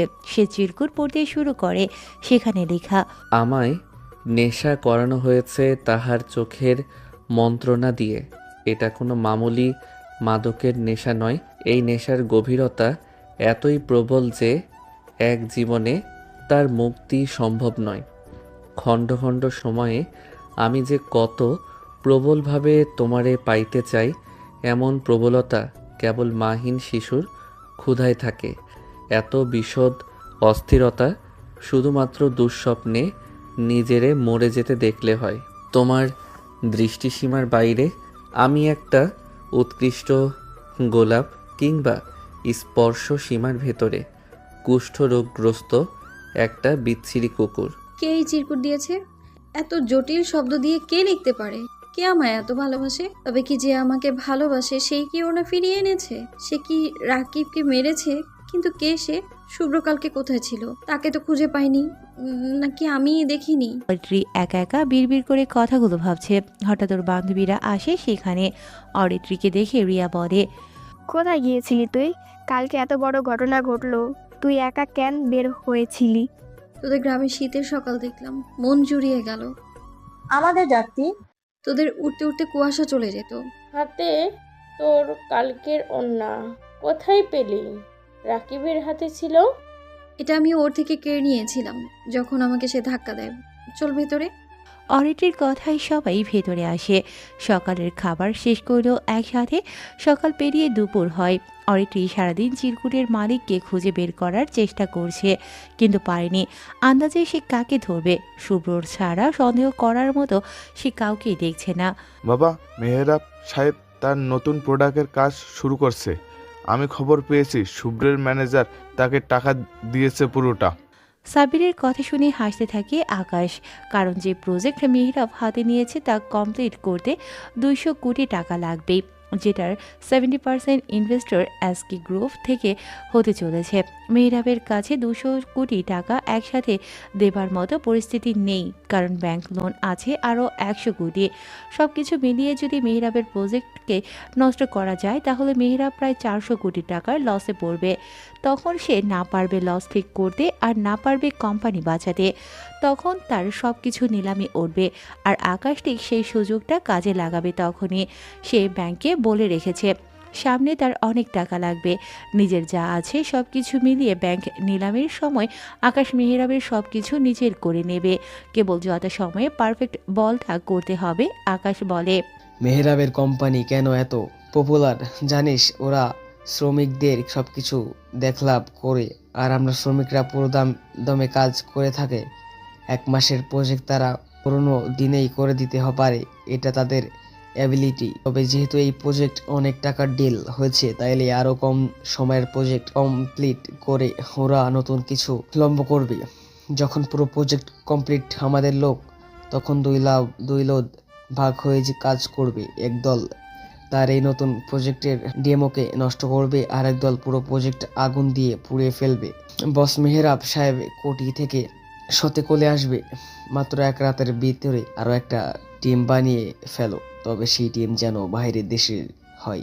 যারা মেহরাবের প্রজেক্ট নষ্ট করবে ওদেরকে এক রাতের ভিতরে মেরে ফেলবে। তারপর বাকিরা এখানে থেকে হাওয়া হয়ে কোনো প্রকার প্রমাণ যেন না থাকে আমি কাজটা করেছি। এখন মেহরাবের সাথে মিট করব, মিডিয়া আসবে, সবার সামনে আমি মেহরাবের সাথে ভালো ব্যবহার করব, কারণ সবাই জানে মেহরাব রাইভাল একমাত্র আমি। বাবা, তোমার মাথাতে এত শয়তানি বুদ্ধি কোথা থেকে আসে? এভাবে যদি প্ল্যান করো তাহলে তুমি বিজনেস ম্যাগনেট হয়ে যাবে। আচ্ছা। হঠাৎ আকাশের ফোনে কল আসে, তার ম্যানেজার কল করে জানায়, স্যার, আমরা যে কম দামে প্রোডাক্ট সেল করেছি সেখান থেকে আমাদের লস হয়েছে 10 কোটি টাকা। কারণ প্রতিটা পণ্য থেকে আমরা যেভাবে লাভ করতে চেয়েছিলাম সেভাবে হয়নি। দাম কমানোর কারণে মার্কেট ভ্যালু কমেছে। ফুটপাত জাতীয় জায়গাতেও আমাদের প্রোডাক্ট বিক্রি হচ্ছে। ব্র্যান্ড ভ্যালু কমেছে অনেক শতাংশ। আকাশ বসা থেকে উঠে দাঁড়ায়। খবরটা তার কাছে অনেক শোকের বিষয়, কিন্তু পরক্ষণে সে এটা নিয়ে মাইন্ড গেম সাজায়। তারপর দুপুরের খাবার খেয়ে সবাই একসাথে একটি জায়গাতে আসলো। জায়গাটা বেশ সুন্দর, একটা ছোট নদী, তবে নদীর পানিটা অন্যরকমভাবে নীল। নিচের পাথরগুলো কারণে নীল মনে হয়। নদীর পাড়টা আরও সুন্দর। সেখানে আছে অনেকগুলো গাছের সারি, ফিরফিরিয়ে বাতাস বইছে। নদীর অনেকটা নিচ অবধি খালি পায়ে সবাই হেঁটে এসেছে। তিথি হাঁটছিল, হঠাৎ সে পড়ে যেতে থাকে পিছলে। ঠিক তখনই কে যেন তার হাত টেনে ধরে। তাকিয়ে দেখে মিহান। তিথির বডিগার্ড হিসেবে মিহান যে প্রথম এবার এসেছে তিথির সাথে এমন না। যতবার ভার্সিটি থেকে বন্ধুরা ট্রিপে গেছে ততবারই মিহান তিথির সাথে গিয়েছে। তিথির মা মিহানকে ছাড়া কোথাও তিথিকে যেতে দেয় না। হাত ছাড়ো, সবাই দেখছে। এখনো তুমি কিনারে আছো, হাত ছাড়লে পড়ে যাবে, সরে আসো। মিহান জড়িয়ে টান দেয় তিথিকে। তিথি মিহানের বুকে এসে পড়ে। মিহান এক হাত দিয়ে তিথিকে জড়িয়ে ধরে। তিথির রাগ হয়, তবে কিছু বলে না, দ্রুত ছাড়িয়ে নেয় নিজেকে। রিয়ার কাছে আসে। ওদিকে আরেক পারে যে ঈশিতা গাছ থেকে ফল পাড়ার চেষ্টা করে। নদীর পাড়ে ফল গাছও আছে। একটা লাল রঙের পেয়ারা গাছ আছে। পেয়ারাটা ভিতরটা লাল। 40 বছর হলো গাছটার বয়স। অনেক মোটা। ঢিল ছুঁড়ে ছুঁড়িয়ে পেয়ারা পাড়তে থাকে ঈশিতা। সাথে ইরফানও আছে। ইরফান একটা ঢিল ছুঁড়ে, সেই ঢিলে একটা পেয়ারা পড়ে। সেই পেয়ারা ইরফান পানি থেকে তুলে নিয়ে আসে। আমাকে দে। দিচ্ছে, দাঁড়া। ইরফান ঈশিতার সামনে হাঁটু ভাঁজ করে বসলো, তারপর পেয়ারাটা বাড়িয়ে দিয়ে বলে, তোকে অনেকটা ভালোবাসি, যে ভালোবাসায় আছে অনেকটা আবেগ, অনেকটা আগ্রহ, তোকে কাছে পাওয়ার বিশাল ইচ্ছা। তুই কি আমার হবি রে? দূর থেকে সবাই দেখছে। ওরা দুজন যে প্রেম করছে এটা আর বলতে বাদ নেই। ঈশিতা রাজি হয়ে যায়। ইরফান ঈশিতাকে জড়িয়ে ধরে। ঠিক তখনই শুনতে পায় ওর বন্ধু আর বান্ধবীরা চিৎকার করে বলছে, তাহলে তোমরা এটাই করতে এসেছো এখানে? ওরা লজ্জা পায়। ঈশিতা ইরফানকে ছেড়ে দিয়ে ওর বান্ধবীদের কাছে আসে। উপর দিকে তন্ময় আর তৈশী পাড়ের ওপরে একটি ঝাউবন ঘুরে ঘুরে দেখছে। তৈশীর জামাতে অনেকগুলো খাকড়া গাছের ফল আটকে যায়। সে এটা দেখে চিৎকার শুরু করে। তন্ময় এগিয়ে আসে ওর দিকে। তার চাদর আর জামাতে এতগুলো ফল আটকে থাকাতে তন্ময় হো হো করে হেসে ওঠে। দাঁত কেলিয়ে হাসি কেন বান্দর? তোকে তো দেখতে পুরাই বনের রানী লাগছে। যা সর হারামি। আচ্ছা, আমি হেল্প করছি, দাঁড়া। তন্ময় তৈশীর কাছে আসে। তৈশীর জামা থেকে এক এক করে ফলগুলো ছাড়িয়ে দিতে থাকে। ছাড়ানো শেষে তৈশী তাকে বলে, যা ভাগ এখান থেকে। ঠিক তখনই তন্ময় তৈশীর মাথার চুলে সবগুলো খাগড়া ফল লাগিয়ে দৌড়ে চলে আসে। আর তৈশী চিৎকার করতে করতে তন্ময়কে ধরতে শুরু করে। সবাই বেশ ওদের কাণ্ড দেখে মজা পাচ্ছে, কিন্তু সবচাইতে মজাতে আছে অরিত্রী আর শুভ্র। শুভ্র নৌকা চালাচ্ছে আর অরিত্রী নৌকাতে বসে আছে। শুভ্র মাঝে মাঝে একটু পানির ছিটা অরিত্রীর দিকে ছুঁড়ে দেয়। অরিত্রীও কম যায় না, সেও শুভ্রের দিকে পানি ছুঁড়তে থাকে। দুজনে বেশ ভালোই আছে। মিস অরিত্রী, তুমি কিন্তু ভয়ঙ্কর সুন্দর, তা কি জানো? কি হবে এত সৌন্দর্যতা দিয়ে, যদি না কেউ ভালোবাসে আমায়? কি বলো? যে আমি বলি তোমাকে পেতে চাই, যদি বলি আমি তোমাকে ভালোবাসি তাহলে কি করবে? শুভ্রের কথা শুনে অরিত্রী চুপ হয়ে যায়। কি বলবে বুঝতে পারছে না। তবে সেও যে শুভ্রকে পছন্দ করে এটা অরিত্রী নিজেও জানে। শুভ্র যেহেতু এগিয়ে এসেছে সে আর না করবে কেন? তবু অরিত্রী হ্যাঁ বলে না, আবার না বলে না। শুভ্র বুঝে যায় একটু টোকা দিতে থাকলে অরিত্রী তাকে ভালোবাসবে। শুভ্র খুশি হয়, দুজনে নৌকোতে করে ওদের কাছে আসতে থাকে। সবাই সেটা ভিডিও করতে থাকে। ওদিকে সবার জন্য রোস্ট বানাতে থাকে আরহান আর সিনথিয়া। আজকে এখানে ওরা সন্ধ্যা অবধি থাকবে, এজন্য আরহান সবার জন্য রোস্ট বানাচ্ছে। ছুরি দিয়ে মাংস কাটতে গিয়ে সিনথিয়ার আঙুল কেটে যায়। আরহান দ্রুত সিনথিয়ার কাছে যায়। সিনথিয়ার আঙুলটা মুখের ভিতরে পুড়ে নেয় কিছু সময়। সিনথিয়া আরহানের দিকে হা করে তাকিয়ে থাকে। ছেলেটা দেখতে শ্যামবর্ণের হলেও মনটা অনেক ভালো। ওদের ভেতরে কখনো ঝগড়া হয়নি। আরহান দুবা ঘাস বেটে সিনথিয়ার হাতে লাগিয়ে দেয়। সিনথিয়া চুপচাপ আরহানের ক্যারিং দেখতে থাকে। আরহান সেখানটা বেঁধে দিয়ে বলে, তোর কিছু করতে হবে না, আমি করছি, যা। সিনথিয়া কিছু বলল না। এভাবে বিকেল পেরিয়ে সন্ধ্যা, তারপর রাতের শুরু। সবাই বসে আছে। হঠাৎ রিয়াকে কেউ পেছন থেকে চোখ চেপে ধরে। রিয়া কে কে বলে ডেকে উঠল। তখনই পেছন থেকে ফারুক সামনে আসে। রিয়া ফারুককে দেখে লজ্জা পায়। ফারুকও সবার সাথে আড্ডাতে জয়েন হয়। মিডিয়াতে খবর চলে গেছে যে আকাশের কোম্পানির ব্র্যান্ড ভ্যালু 20% কমে গেছে, আর ফ্যাশন কোম্পানি আগের অবস্থানে আছে। আকাশের উপরে সবাই বিরক্ত, এমনকি তার ছেলেও। কিন্তু আকাশ জানে তার কখন কি করতে হবে। ঘটনাটা মিডিয়াতেই যাওয়াটা জরুরি ছিল। আকাশ এটাই চেয়েছিল, কারণ মেহরাবের সাথে তার মিটের একটা যথাযথ কারণ থাকতে হবে। আকাশ রিল্যাক্সে বসে নিউজ দেখছে। মেহরাবও নিউজগুলো দেখছে। মেহরাব তার ম্যানেজারকে ফোন করে বলে, এবার কোম্পানির প্রোডাক্টের মূল্য অতি স্বল্প পরিমাণে কমিয়ে দাও। যেটা আগে 1000 টাকা ফিক্সড প্রাইস ছিল সেটা এখন 950 টাকা করে দাও। কারণ আগে লাভ করতাম অনেকটা, এখন লাভ করব একটু অল্প।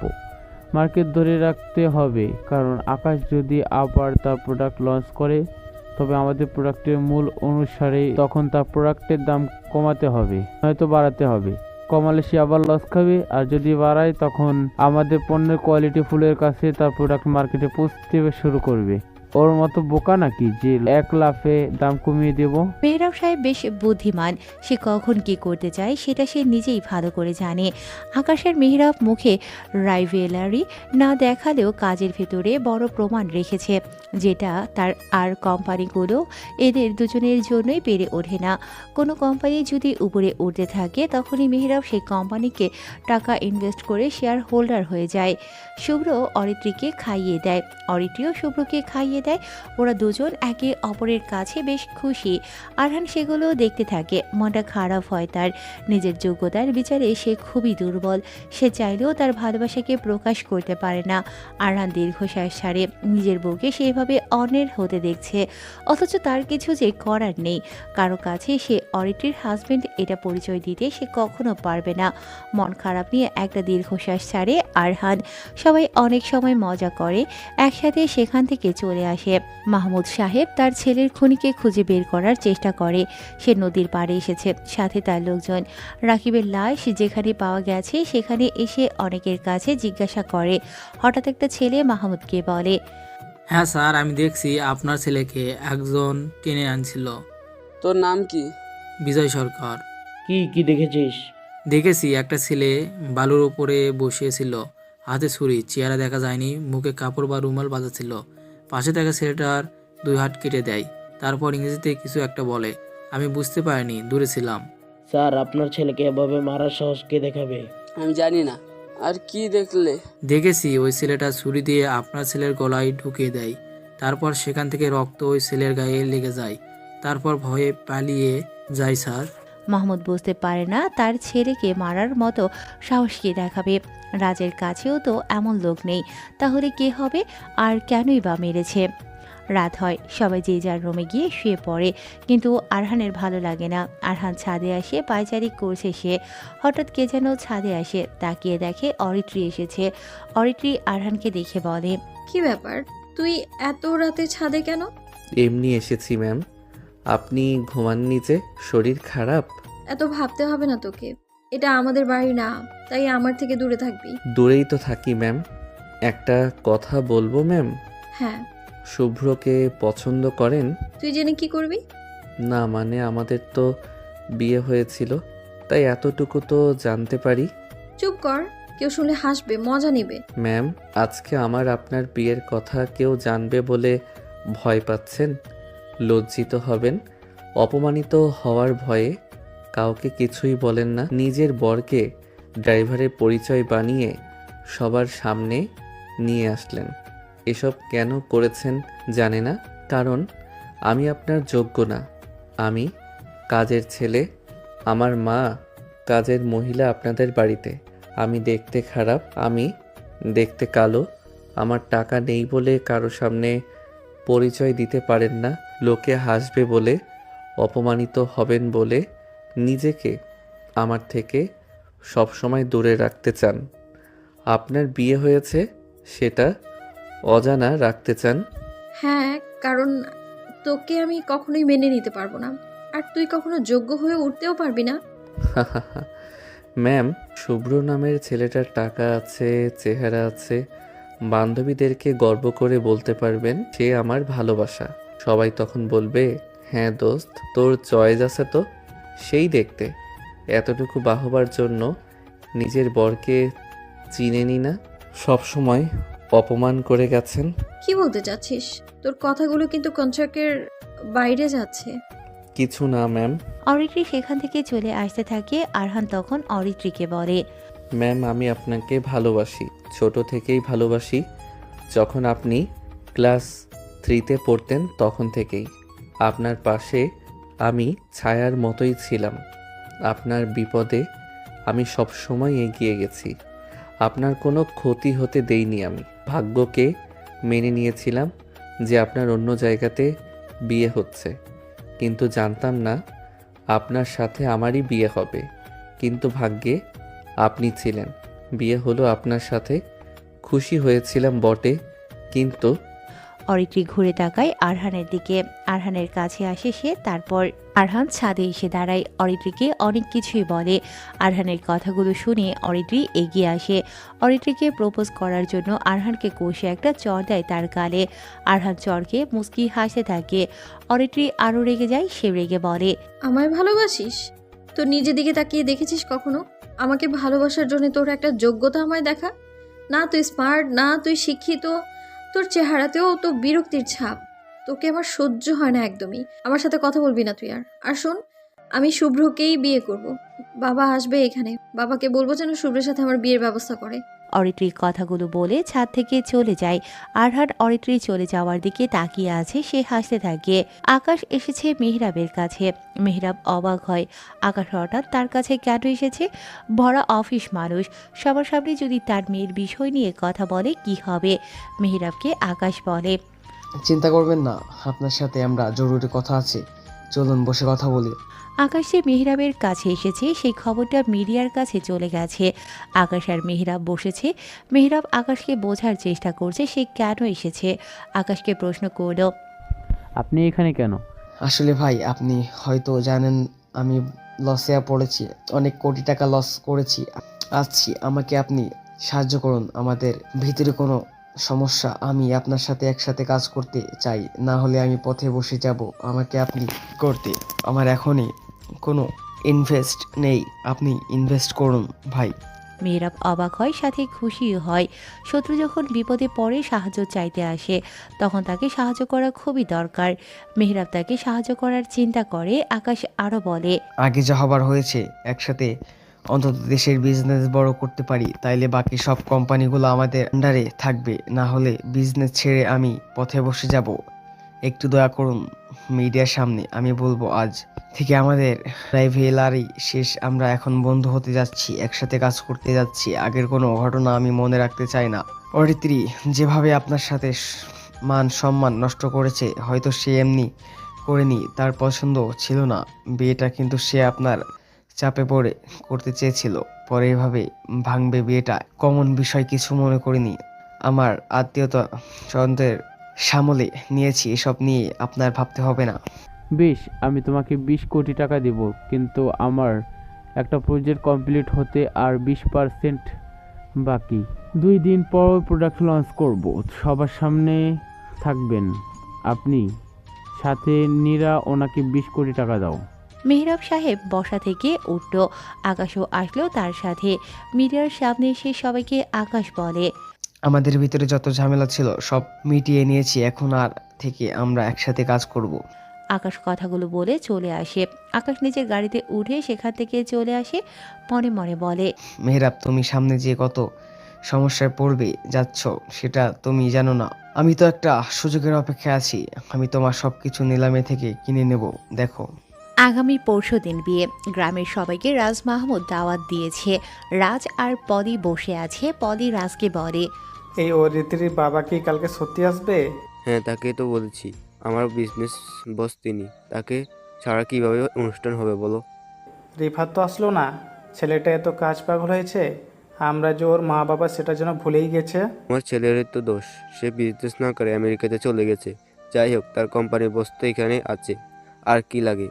বাদ দাও, পরশুই তো বিয়ে, বাড়ির ভেতরে সব দিক সামনে নিও, আমি বাইরের দিকে।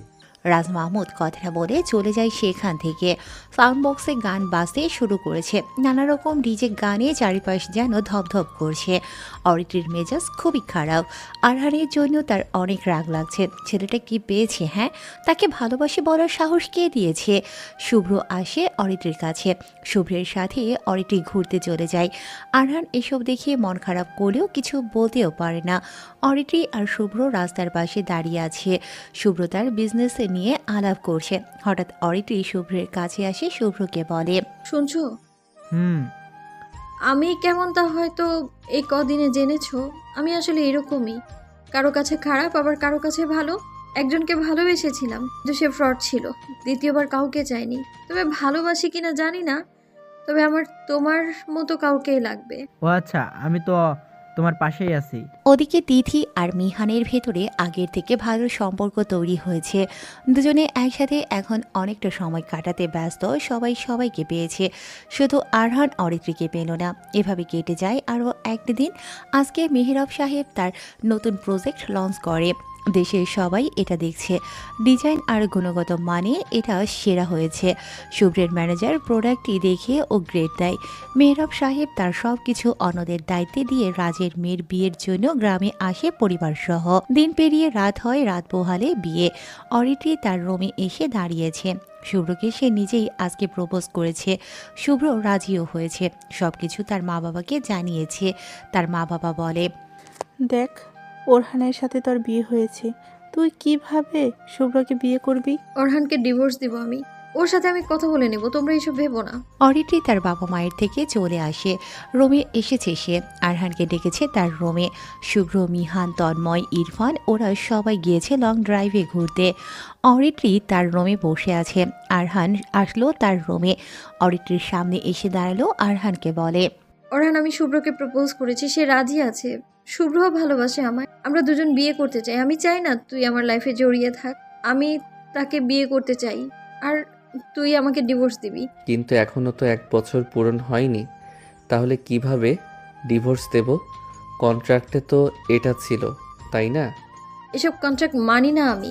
আমার ইচ্ছে হচ্ছে আমি তোকে ডিভোর্স দেবো। বেশি কথা বলবি না একদম। আমি আপনাকে ভালোবাসি ম্যাম, কিভাবে আমি আপনাকে ছাড়া থাকবো? আমি তো আপনাকে বিরক্ত করি না, তাহলে কেন আপনি আমাকে এভাবে ছেড়ে দিচ্ছেন? আবার সেই কথা? দেখ, ভালোবাসতে যোগ্যতা লাগে। আমি আপনাকে ডিভোর্স দিতে পারবো না, আমি আপনাকে চাই, ব্যাস। তোর চাওয়াতে এখন কিছুই যায় আসে না। আসে যায়। আরহান কথাটা বলে অরিত্রীর দিকে এগিয়ে আসে। অরিত্রী ভয় পায় আরহান এভাবে তার দিকে কেন এগিয়ে আসে। আরহানকে বলে, তুই এইভাবে কাছে আসছিস কেন? আপনি তো বললেন কন্ট্রাক্ট মানেন না, তাহলে আমি কেন মানব? আপনি আমার স্ত্রী, আপনাকে ছোঁয়ার, আপনার কাছে আসার আমার অধিকার আছে। দেখ, ভালো হবে না বলে দিচ্ছি, আমি তোকে হাজবেন্ড হিসেবে মানি না। সে আপনি মানেন আর না মানেন তাতে কিছু আসে যাবে না। শরীয়ত অনুসারে আপনি আমার স্ত্রী, তাই আপনাকে আমি যা ইচ্ছে তাই করব। আরহান এগিয়ে এসে অরিত্রীর হাত ধরল। অরিত্রী আরহানের গালে চড় দিতে যায়, কিন্তু আরহান অরিত্রীর হাত থামিয়ে দিয়ে ঘুরিয়ে জড়িয়ে ধরল। অরিত্রীর রাগে বিরক্তিতে কেঁপে ওঠে। আরহানের থেকে নিজেকে ছাড়ানোর জন্য সে অনেক জোর করে, কিন্তু আরহান তাকে শক্ত করে জড়িয়ে ধরেছে। আরহান বলে, চিৎকার করবেন? করেন, আমিও বলবো আপনি আমার কি হন। আমি আপনাকে ভালোবাসি, আপনি আমার স্ত্রী, আপনার শরীরের উপরে সম্পূর্ণ অধিকার আছে আমার। তাই যা করবেন ভেবে আপনাকে আমি প্রথম স্পর্শ করব। কথাটা বলেই আরহান অরিত্রীকে ঘুরিয়ে অরিত্রীর ঠোঁটে চুমু খায়। অরিত্রী চমকে ওঠে। আরহান এমনটা করবে অরিত্রী কখনো ভাবতেই পারেনি। অরিত্রী নিজেকে ছাড়ানোর চেষ্টা করে। আরহান অরিত্রীর ঠোঁটে আরও গভীর চুমু খায়। অরিত্রী কেঁদে ফেলেছে। আরহান তাকে ছেড়ে দেয়, তবে অরিত্রীর গা থেকে ওড়না সরিয়ে ফেলে দেয়। তখনই অরিত্রী চিৎকার করে ওঠে। বাড়ির সবাই দৌড়ে অরিত্রীর রুমে প্রবেশ করে, আর সবাই দেখতে পায় অরিত্রীর সাথে আরহান কী করছে। অরিত্রী কাঁদতে কাঁদতে আমিনা বেগমের কাছে আসে। মেহেরাব সাহেব কিছু বলতে পারে না, কিন্তু রাজ বলে, অরিদি, কি হয়েছে? ওই কাজের ছেলেটা কি করেছে? আঙ্কেল, সে আমার জোর করে নিজের কাছে আমি বলতে পারবো না। আমি মরে যাব, কারো সামনে মুখ দেখাতে পারবো না আমি। এসব কি বলছো? এত বড় সাহস! ও আমাদের মেয়ের সাথে এমন করে। আজকে ওকে মেরেই ফেলবো। রাজ কথাটা বলে বেল্ট খোলো। আরহানকে লাগাতার মারতে থাকে। মারতে মারতে রুম থেকে বের করে তাকে। প্রায় 30 মিনিট ধরে মারার পর রাজ থামে। আরহানের গা থেকে রক্ত বের হতে শুরু করেছে। আরহান তবুও কোনো কথা বলেনি। আরহানের হাতে অরিত্রীর ওড়না রাখা আছে। সিনথিয়া বুঝতে পারে না আরহান এমন কাজটা কেন করলো। আরহান উঠে দাঁড়ায়, তারপর বলে, আমি তাকে ভালোবাসি, আমি তাকে চাই। তোর ভালোবাসা আমি বের করবো। হারামির বাচ্চা, কাজের ছেলে হয়ে তুই তাকে ভালোবাসতে চাস? তোকে আজকে মেরেই ফেলবো। স্যার, দয়া করে তাকে মারবেন না। আমি ওকে এখান থেকে বের করে দিচ্ছি। সিনথিয়া রাজের কাছে আসে। রাজের পা জড়িয়ে ধরে। রাজ কিছু বলতে পারে না। সিনথিয়া বসা থেকে উঠে দাঁড়ালো। পুরো বাড়ি তখন নীরবতায় ছেয়ে গেছে। অরিত্রীর কাছে তখনও ওর বান্ধবীরা তাকে জড়িয়ে রেখেছে। সিনথিয়া এগিয়ে আসে আরহানের দিকে, তারপর একটা চড় দেয় আরহানের গালে। তুই কি পাগল হয়ে গেছিস? মাথাটা কি গেছে তোর? কি বলছিস?